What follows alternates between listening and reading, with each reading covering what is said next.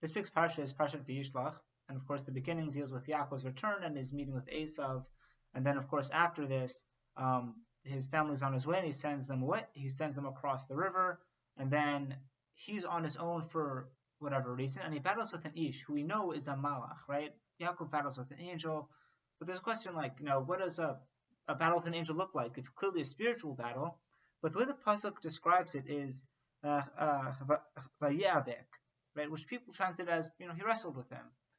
But strictly speaking, vayavek comes from the root word avak, right? Which means dust, which means he dusted with him.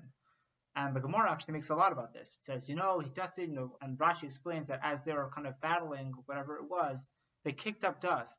And that dust went up to the Kisei HaKavod, right? The throne of glory.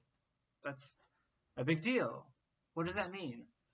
And moreover, why was Yaakov alone? I mean, we know that he was, but why?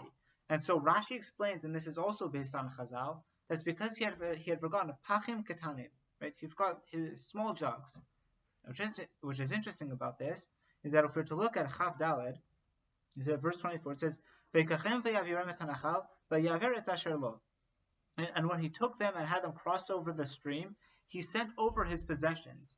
Now, presumably, that means he sent over all his possessions. And yet he went back, says Rashi, in order to collect these small jugs. Now, Yaakov was a very wealthy man, so it's hard to understand what on earth was he doing crossing the river and putting himself at risk and isolating himself for a bunch of small, seemingly insignificant jugs if they're not even counted among his possessions.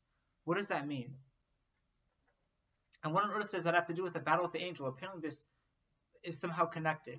So the Ber Yosef explains that actually this is what caused the battle. This is the reason for the battle with the Malach. Now, why? How? How is that true?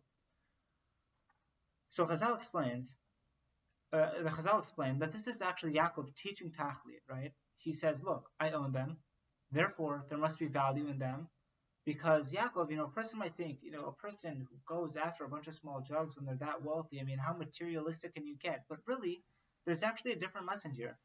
A person like Yaakov, a tzaddik, sees value in everything, even something that seems insignificant, right? The fact is, Yaakov knows, I own them, therefore there must be some kind of purpose for them. So he goes back, because he sees value in those small things.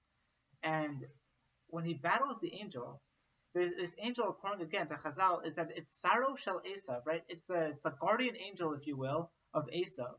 Now, Esav, the essence of Esav is really imbued in his grandson, Amalek. Amalek hates connectivity. They're actually known for this. When the Jewish people, when we first see Amalek, right, what happens? The Jewish people, it's after the Shirat Hayam, and they go for a few days without water. And then when they ask, is there a God here or not? The very next verse says, Vayavo Amalek, and Amalek came, right? Right when the Jewish people were asking, is there a God with us or not? And then, of course, Amalek's famous scene that we read about on Parshat Zachor, right, the Shabbat before Purim, it says, Asher Karcha Baderech, who happened upon you on the way. Now, that's very interesting. Amalek didn't happen upon us. They came and targeted us. But the way the Pasuk explains Asher Karcha is because, according to Amalek, everything is happenstance. There's no cause for anything. There's no purpose for anything. Amalek hates connectivity. Now, so how does this start, right? How does one begin across the path of feeling disconnected when things just happen to you? It's always with the small things. When a person starts to go off, it's never because a person, doesn't keep Shabbat and then the very next day he's like, forget about it. Or a person doesn't have tefillah, he doesn't have davening in the bag. He's not like, prayer is my thing. He doesn't just kind of throw it off. The way the Yetzer attacks and the way the evil inclination attacks us is it says, just show up a little bit late. What's the big deal? Just keep working. You're a really busy guy. If davening starts at 8:30, then leave at 8:29. You're there at 8:31? Whatever. You get there for most of it. It's not that big a deal. You'll be there for Shema. You'll be there for the Amida. It's not such a big deal. It always attacks us at the fringes, at the extremities. And so Yaakov here is setting policy. He's saying, I forgot my small jugs. I'm going back to them. Because even these small, seemingly insignificant things have value. If I own them, then I'm supposed to own them to accomplish some kind of goal. That's what Yaakov is doing here. And that's what Sarah Shel Esav is battling him about. That's what the battle with the Malach is about. Now, what's amazing about this is that we see that, it says Vayavek, and it was dusted. Right? The dust rose up. Rose up to where? To the Kisei HaKavod. What's dust? Dust is nothing. No one pays for dust. In fact, dust annoys us. Right? We have to dust our houses. We have to dust our bookshelves. We have to dust our utensils because dust gets everywhere. It's annoying. But really, it's not insignificant and valueless. It has value. It goes up to the Kisei HaKavod. And what's amazing is what really brings this down is after we go to the bathroom, right? We come out, wash our hands, etc. And then we say a special bracha. There's a specific bracha that we make, right? Asher Yatzar. And in the Asher Yatzar, part of the wording is Galui v'yadua lifnei chisech vadecha. It is revealed and known before you, lifnei chisech vadecha, before your throne of glory. That is astounding. Going to the bathroom, who talks about that? That's undignified.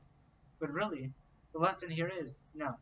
Even the small things, even the seemingly insignificant things, even the nothings, the things we don't talk about, everything goes in front of the Kisei HaKavod. We care about everything, and that's what Yaakov is trying to teach us here. When he says V'yavek, he says, I care even about the small things, and that's how I feel connected, and that's as a complete antithesis to what Esav and, of course, his offspring stand for. And we'll leave it over there. Shabbat Shalom.